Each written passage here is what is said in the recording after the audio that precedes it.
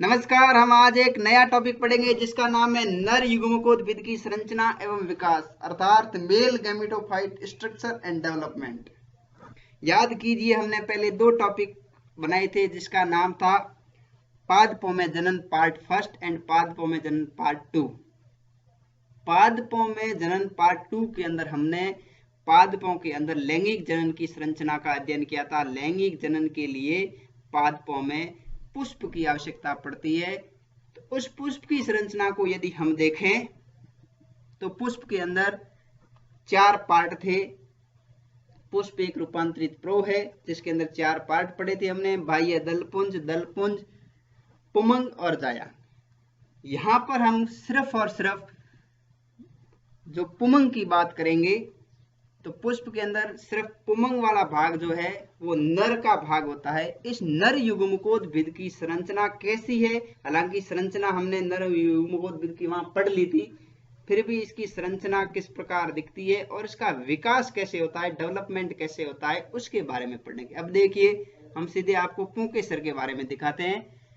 पुंकेसर की संरचना को यदि हम याद करें तो पुंकेसर के अंदर देखिए, ये पुंकेसर है जिसके ऊपर परागकोश दिखते हैं, इसके अंदर पूतंतु है और ये परागकोश की जो विशेष संरचना इस अध्याय के अंदर जो पढ़ेंगे, क्योंकि परागकोश के अंदर यह नर युग्मकोद्भिद की जो संरचना होती है उसका विकास होता है। अब देखिए, सबसे पहले पुंकेसर या इसको लघु बीजाणुधानी भी कहा जाता है। लघु बीजाणुधानी अर्थात आवर्त विधि पादपों में जो नर होता है वो पुंकेसर होता है। ये जो नर जननांग होता है और इसके अंदर जो है वो इसी को है लघु बीजाणु पर्ण भी कहा जाता है। इसके तीन भाग होते हैं। पहला भाग होता है पूतंतु, दूसरा भाग है योजी और तीसरा भाग है परागकोश। विशिष्ट तौर पे हम परागकोश की संरचना का अध्ययन करेंगे क्योंकि युग्मकोद्भिद का विकास परागकोश के अंदर ही होता है। परागकोश के अंदर जो परागकण बनते हैं उन परागकण का विकास किस प्रकार से होता है उसके बारे में पढ़ेंगे। अब सबसे पहले जान लेते हैं कि परागकोश खुद क्या है। परागकोश की यदि हम बात करें तो परागकोश दो पालियां होती है परागकोश के अंदर, इसीलिए इसको द्विपालित कहते हैं। प्रत्येक पाली में दो कोष्ठ होते हैं और दो कोष्ठ हो गए तो दो पालियों के अंदर दो कोष्ठ अर्थात कुल कोष्ठ हो गए चार, इसीलिए इसको चतुष्टक कहा जाता है और इसी को हम परागकोश या परागपुट या लघु बीजाणुधानी कहते हैं। इन्हीं लघु बीजाणुधानियों के अंदर लघु बीजाणुओं अर्थात परागकणों का डेवलपमेंट या विकास होता है। तो ये इस पार्ट्स के अंदर पाए जाते हैं परागकोश के अंदर। अब देखिए, अपवाद के रूप में हम यदि बात करें तो हालांकि सभी ज्यादातर जो पुष्प होते हैं उनके अंदर जो परागकोश होते हैं वो द्विपालित होते हैं, जबकि मालवेसी कुल के पादपों के अंदर परागकोश एक पालित होता है अर्थात उसके अंदर दो लघु बीजाणुधानियां, यानी एक पाली है इसीलिए उसके अंदर कोष्ठ दो ही होंगे और जहां पर दो पालियां होगी वहां पर है दो प्रकोष्ठ होते हैं।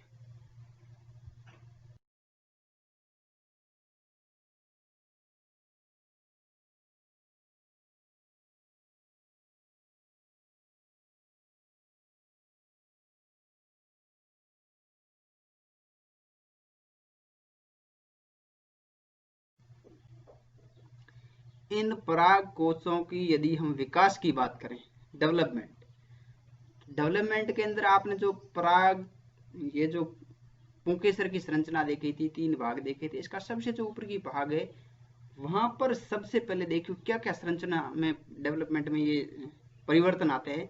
सबसे पहला परिवर्तन तो ये है कि प्रारंभिक अवस्था में तो है वो परागकोश अविभेदित कोशिकाओं का समरूपी समूह होता है, यानी पहले सबसे पहले कुछ नहीं होती है, सिर्फ एक कोशिकाओं का विभेदन नहीं होता है, नॉर्मली कोशिकाएं होती है। इसी के बाद में इस समूह के अंदर संरचनात्मक परिवर्तन आते हैं और उसके परिणाम स्वरूप चार परागपुटों का निर्माण होता है, यानी चार परागपुट बन जाते हैं, चार कोष्ठ बन गए,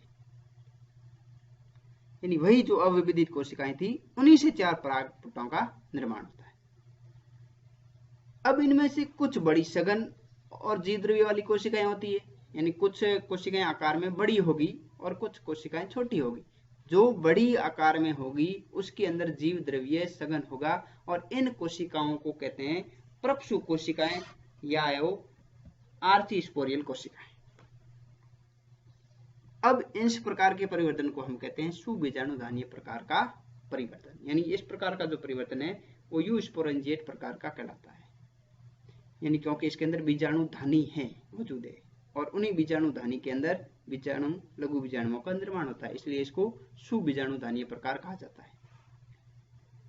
साथ में अब देखिए जो प्रपसु कोशिकाएं बनी है, आर्चीस्पोरियल सेल्स बनी है, उन आर्चीस्पोरियल सेल्स, अब याद करिए आर्चीस्पोरियल सेल्स कौन सी है, प्रपसु कोशिकाएं कौन सी है, तो बड़े आकार वाली, जो बड़े आकार की कोशिकाएं हैं उन कोशिकाओं के अंदर फिर से विभाजन होंगे, परिणत विभाजन होते हैं और जिसके परिणाम स्वरूप दो प्रकार की कोशिकाओं का निर्माण होगा। पहले प्रकार की कोशिकाएं होती है प्राथमिक भित्तीय कोशिका और दूसरे प्रकार की कोशिका होती है प्राथमिक बीजाणुजन कोशिका।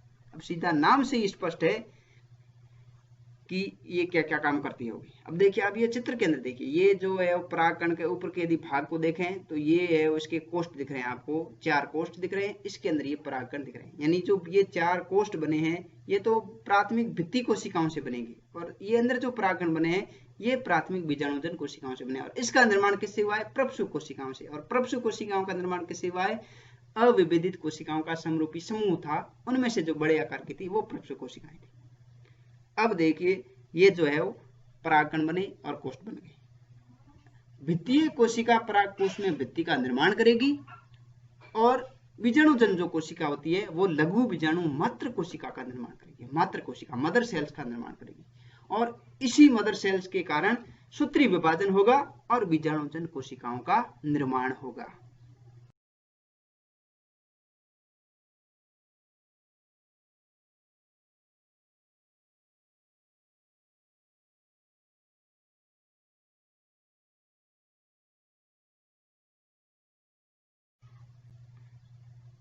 अब जो दो प्रकार की कोशिकाओं का निर्माण होता है उनको हम विस्तृत पढ़ेंगे। सबसे पहले देखिए परागकोश परिवर्तन के फलस्वरूप दो स्पष्ट भागों में विभेदित हुआ, अर्थात दो प्रकार की कोशिकाएं बनी।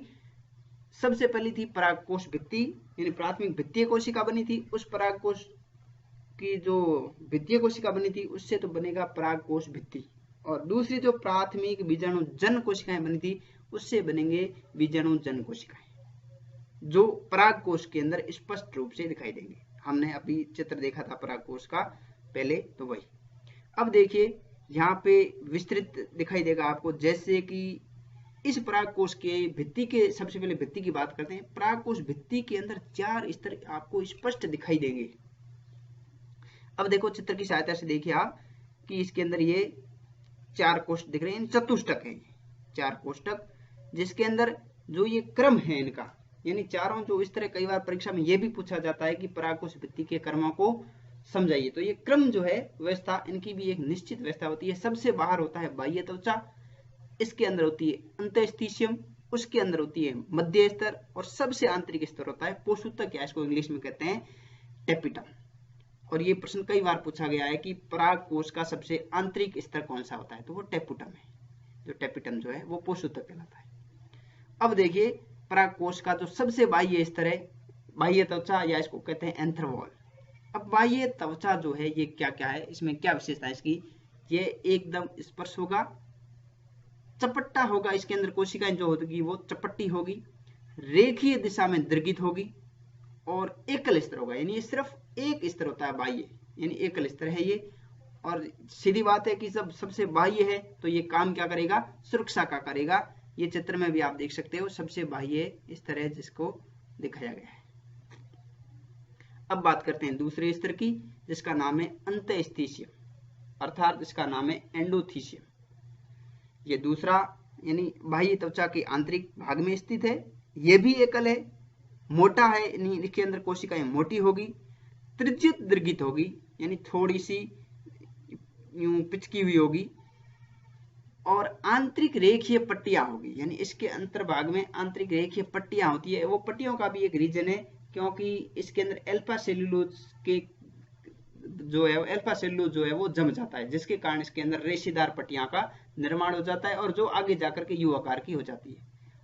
ये दो प्रकार के काम करती है, एक तो आर्द्रताग्राही प्रकृति की होती है, ये आर्द्रता को ग्रहण करने का काम करती है, दूसरी ये शुष्क अवस्था में इसके अंदर तनाव उत्पन्न होता है, खिंचाव उत्पन्न होता है। जब इसके अंदर तनाव या खिंचाव उत्पन्न होगा तो परागकोश का स्फुटन हो जाता है, और जब स्फुटन होगा तभी ये परागकण जो है वो बाहर निकलेंगे अंदर वाले।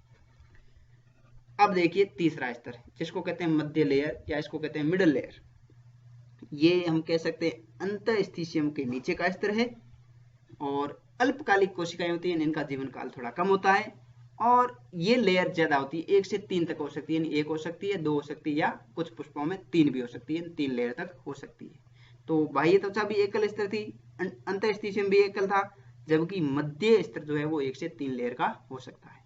चौथा स्तर बहुत वेरी मोस्ट इंपॉर्टेंट, जिसका नाम है पोषूतक या टेपिटम, सबसे आंतरिक स्तर है, और मध्य स्तर के नीचे स्तर है तो सबसे आंतरिक है, और इसके अंदर जो कोशिकाएं होती है वो सघन होती है और बहुकेंद्रक की होती है। इसके अंदर जो है वो केंद्रक बहुकेंद्रक होता है, और लघु बीजाणु की चतुष्क अवस्था तक ये स्तर पूर्ण विकसित होता है। यानी जो चतुष्क अवस्था यानी लघु बीजाणु जो होता है वो खुद चतुष्क होता है, टेट्राड चतुष्क बनेगा तब जाकर के ये पूर्ण विकसित हो जाती है। तो ये है वो चौथा स्तर है।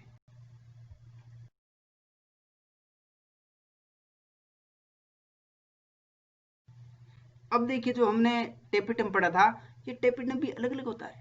स्वभाव के आधार पर टेपिटम 2 प्रकार का होता है, एक तो होता है अमीबीय और दूसरा होता है ग्रंथिल या इसको कहते हैं स्त्रावी टेपिटम। तो ये अलग अलग पौधों के अंदर स्वभाव के आधार पर ये अलग अलग प्रकार के टेपिटम इन पौधों के अंदर आवृतबीजी पादपों के अंदर पाए जाते हैं। अब देखिए आगे कुछ विशेषताएं खास है कि टेपिटम की जो कोशिकाएं होती है वश्य प्रकृति की गोलाकार संरचनाएं होती है, तब इसको कहते हैं प्रोयूबिस्का कहते हैं। और इसी टेपिटम के अंदर स्पोरोपोलेनिन नामक पदार्थ का स्त्रावण होगा, और पदार्थ जब जम जाता है इसके अंदर उसी से ये प्रोयूबिस्काय जो है वो यूबिस्काय के अंदर बदल जाती है। अब देखिए बहुत इंपॉर्टेंट है, कई बार ये स्पोरोपोलेनिन पूछा जाता है आगे, हालांकि हम इसका करेंगे क्योंकि जब परागकण आगे जब मादा बीजाणु तक पहुंचेगा तो उसके लिए वो स्पोरोपोलेनिन बहुत इंपॉर्टेंट है, काम आएगा। तो ये स्पोरोपोलेनिन जब जमा हो जाए तभी ये प्रोयूबिस्काय जो है, पहले ये जो टेपिटम है वो वशी प्रकृति की होगी, प्रोयूबिस्काय कहलाएगी। जब इसके अंदर स्पोरोपोलेनिन नामक पदार्थ जम जाएगा तब ये है वो यूबिस्काय में बदल जाता है। अब इसके कार्य क्या है? अब ये कार्य सिर्फ और सिर्फ टेपिटम के ये प्रश्न पूछा जाता है तो पहला इसका कार्य है कि परागकणों को पोषण प्रदान करने का काम करता है, क्योंकि सबसे आंतरिक भाग में है, आंतरिक परत है, और परागकण इसके अंदर रहते हैं भीतर में, इसलिए उनको परागकणों को पोषण प्रदान करने का काम टेपिटम करता है। दूसरा काम है कि यदि किसी परागकोश में टेपिटम का हास यानी टेपिटम हास हो जाए, टेपिटम का आंतरिक परत ही न हो, तो परागकणों के विकास से पूर्व हो जाता है, और परागकणों का जो विकास है वो पूर्व में यदि हो जाएगा तो ऐसे परागकण जो है वो बंदी होते हैं, यानी स्टेराइल प्रकार के होंगे, या इसकी वृद्धि जो होती है वो रुद्ध वृद्धि होगी। तो ये है वो टेपिटम के बारे में और चारों स्तरों के बारे में था। अब देखिए दूसरे प्रकार का जो हमने पढ़ा था, दूसरे प्रकार था वो था बीजाणुजन कोशिकाएं। बीजाणुजन कोशिकाओं का यदि बात करें तो पराग कहते किसे कहते हैं, इसकी परिभाषा ये होगी कि पराग कोश में भित्ति द्वारा आवृत कोशिकाओं का समूह बीजाणुजन कोशिकाएं कहलाती हैं। बाहर ये 4 प्रकार की भित्तियां पाई जाएगी, उसके अंदर की जो कोशिकाओं का जो समूह है उसको बीजाणुजन कोशिकाएं कहते हैं, जो है वो लघु बीजाणु मात्र कोशिकाओं का निर्माण करती है और अर्धसूत्री विभाजन द्वारा 4 लघु बीजाणुओं का निर्माण करती है, जिसकी प्रोसेस आगे हम लघु बीजाणु जनन के अंदर पढ़ेंगे। लघु बीजाणुओं का जनन किस प्रकार से होता है, तो हमने ये पढ़ा कि पुष्प के अंदर पुंकेसर के अंदर परागकोश की संरचना, उसका डेवलपमेंट यानी लघु बीजाणुओं का जनन, कोशिकाएं कैसे निर्मित होती है, परागकोश दिखता कैसा है, उसकी संरचना क्या है, उसके बारे में। इसका जो अगला होगा यानी ये लघु बीजाणुओं का निर्माण कैसे होगा, लघु बीजाणु खुद दिखते कैसे हैं, इनका स्फुटन कैसे होता है, और इनके अंदर नर युग्मकोद्भिद के अंदर परिवर्धन या परागकण की संरचना कैसी होती है, तो उसके बारे में। Thank you. आप हमारा इस वीडियो को देखें, लाइक करें, सब्सक्राइब करें और कमेंट जरूर करें। Thank you.